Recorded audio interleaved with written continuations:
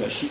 Je pose la question du sens du mot « être », je me pose une question d'interprétation, une question de compréhension du sens. Par conséquent, nous entrons dans le domaine de l'herménéia.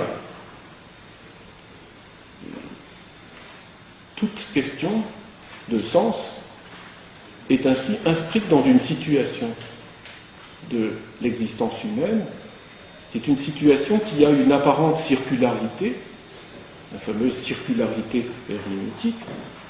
En effet, si je me demande ce que signifie être, c'est d'une certaine façon que j'en ai déjà une certaine compréhension.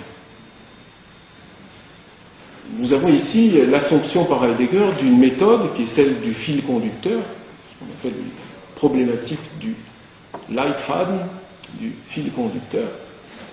Dès que je m'interroge sur le sens de quelque chose, il faut qu'une sorte de fil conducteur avant-coureur me vienne de la chose même à propos de laquelle je m'interroge.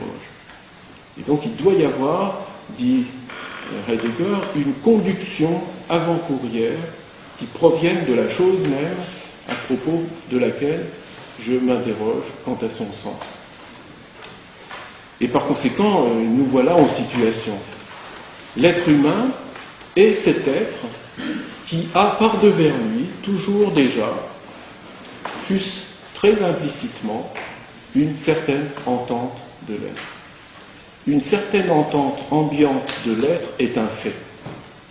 Voilà le fait herméneutique dont être étant va pouvoir partir.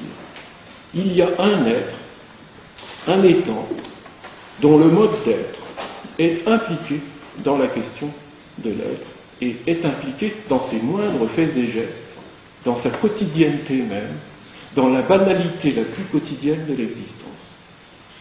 C'est donc là qu'il va falloir opérer ce puissant rétablissement, cette méditation philosophique qui va ressaisir la possibilité de commencer en philosophie, de recommencer, de commencer autrement à poser la question de l'être, comme question explicite du sens de l'être.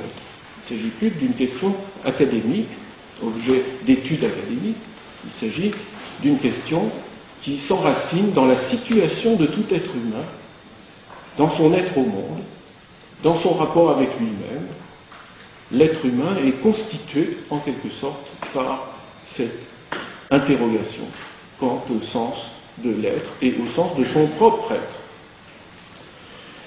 D'où l'assomption du cercle herméneutique. Il ne s'agit pas de fuir le cercle herméneutique comme si c'était un cercle vicieux, il s'agit au contraire de sauter à pieds joints dans le cercle et d'en assumer la situation. Nous sommes en situation herméneutique.